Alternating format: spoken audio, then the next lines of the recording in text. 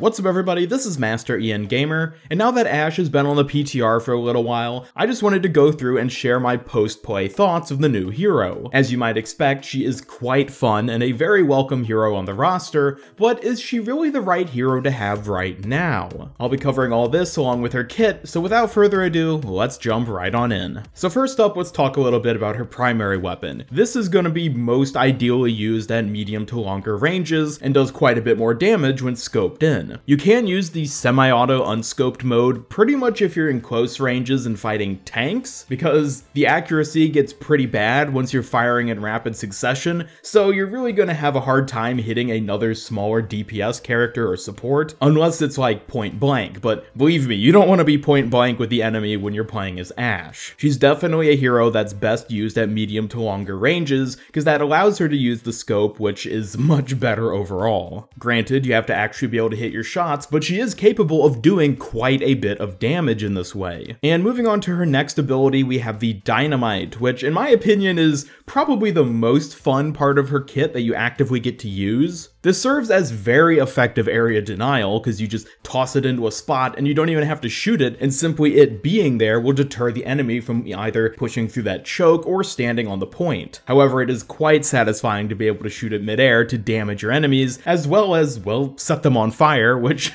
gives me quite a few TF2 flashbacks to setting people on fire with the pyro, dying, and then watching my enemy die after I've already perished. If you're a good enough shot to accurately hit it all the time when throwing it over enemy barriers, this can be quite effective against tanks. In some of my earlier videos, I was talking about how concerned I was about Ashe being yet another strong counter to tanks, and I think she is, but not devastatingly so. We do of course have the notorious GOATS comp running currently, which everybody wants to end, and I think Ashe could possibly manage to counter it a little bit, mainly through this Dynamite if she can manage to, well, hit the entire team. But overall, looking past the meta aspect of it, Dynamite is just a fun ability to use. Tossing it and blowing it up on unexpected enemies is very, very satisfying, and I don't think it's going to get old anytime soon. Her next ability, the Coach Gun, works quite a bit differently than I was expecting it to. 90% of the time you're going to be using this ability for its mobility aspects, either getting up to a high ground or backing off from an enemy. Again, in my earlier videos I was talking about how this is going to essentially become the new Lucio boop, and that you're just going to run up and Coach Gun people off of a cliff, which to be fair is something I've managed to do a few times and is rather satisfying, but it feels very situational in that regard. In and of itself, it doesn't do a whole lot of damage and is especially hard to actually hit all the pellets on the enemy. So yeah, again, it's mainly going to be used for mobility, and to that extent, it is incredibly useful. It's pretty amazing how much air you can manage to get with this thing, and overall is a huge component of making Ashe just a really fun hero to play. Shotgun blasting yourself around the map or over enemies is probably, like the Dynamite, something that's just never gonna get old. And this finally brings us to her ultimate, Bob.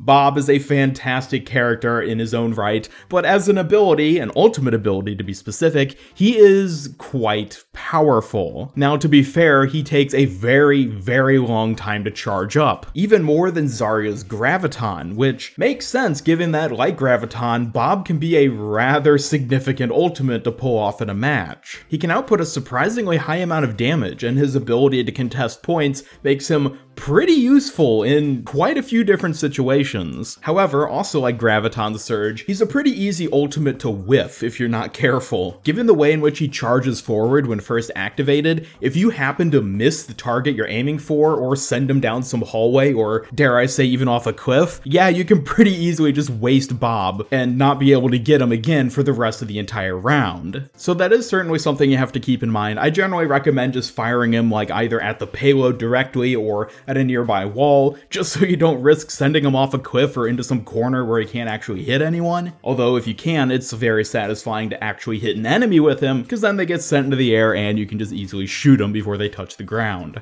However, I've also noticed that dealing with an enemy Bob isn't that difficult if you have CC. For example, any heroes that have displacement abilities can just boop him off the point or into a corner where he can't hit anybody. Roadhog's ultimate in particular can basically just send him out of viable range and just be done with him. And then also abilities like Ana's Sleep Dart can just put him to sleep, he can be stunned, etc. So I wouldn't really say that he's an OP ultimate by any means, as there are quite a few ways to counter him, but he is definitely quite strong and a ultimate that should not be taken lightly. So now that I've covered each of her abilities, what do I think about Ashe overall? Well, as I said, she is very, very fun, and to an extent, as I'm sure you've probably heard other people say, she kinda just feels like a better McCree. Granted, Ashe and McCree don't have the exact same roles they fill. They are, of course, both DPS, but McCree is definitely a bit better at closer ranges, while Ashe is better at longer ranges, and I think overall, Ashe requires a bit more mechanical skill in order to use effectively. That's not to say McCree doesn't require any skill, because, well, he absolutely does, he's a hit scan, but in order to best use the character effectively, especially when it comes to things like hitting the dynamite, being able to consistently land shots, I think Ashe just requires a bit more skill in that regard, whereas McCree, you can kind of just get up close and fan the hammer. The flashbang is a great way to stun enemies, which is something that Ashe doesn't have. I do have to kind of say though that comparing Ashe to McCree is kind of like comparing Wrecking Ball to D.Va, at least in my personal experience. I've talked about this before, but as far as I'm concerned, Wrecking Ball is just a more fun version of D.Va, and I think Ashe is kind of just a more fun version of McCree. Again, each of these heroes fill slightly different niches than their counterparts, so it's not an exact comparison, but when it comes to the general role and purpose they serve on the team, I just think these newer heroes are just more fun variants of heroes which already exist. And in Ashe's case, I think it's even worse because I think Ashe is just objectively better than McCree as long as you're mechanically skilled enough to use her. But then again, it has only been about a week at this point, so we'll still have to wait and see how things play out in the long run. Who knows, maybe Ashe has some horrendous weakness that people have just yet to realize. But for the most part, she definitely feels like a modern Overwatch hero, whereas someone like McCree does feel a bit outdated. I think this is something we're starting to see more and more in Overwatch at this point, and that's probably a good topic for a different video, but I am curious to see just sort of the progression of characters and abilities, and the overall tone and play of the game as time goes on. It's a very different environment than it was 2.5 years ago, and sadly, not all of the characters are really doing a good job of keeping up.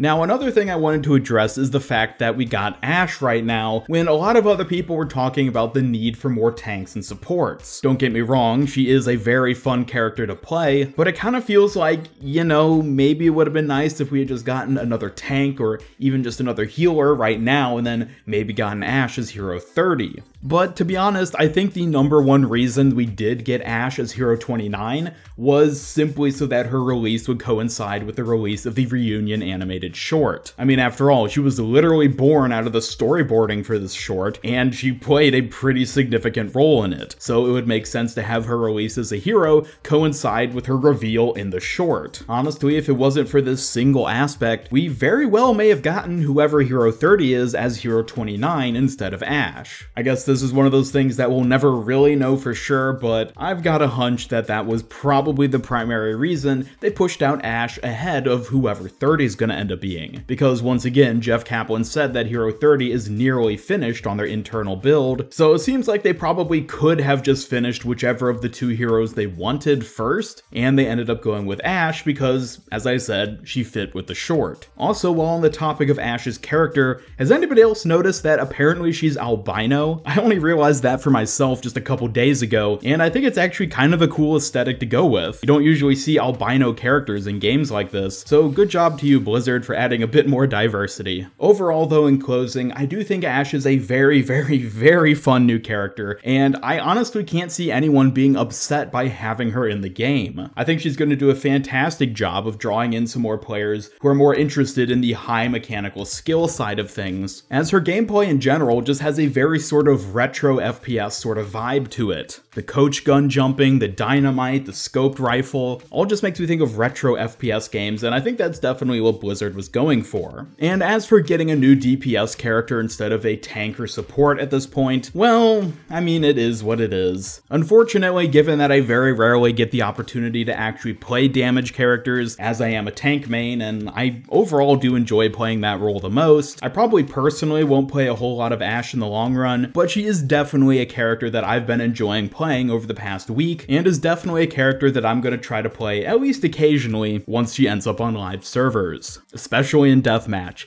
I have a feeling that she's going to be very, very strong in Deathmatch. Anyways, that'll do it for today. Thank you all so much for watching. Please be sure to leave your thoughts about Ashe down in the comments below. If you've gotten to play her on the PTR already, do you agree with my thoughts about her? Either way, be sure to leave a like if you enjoyed this video, and share it with a friend if you really liked it. Subscribe, follow me on Twitter, and turn on notifications to keep up with all my future Overwatch content. This is Master Ian Gamer signing off. Until next time, I'm gonna go play some more Ashe, so have a great day.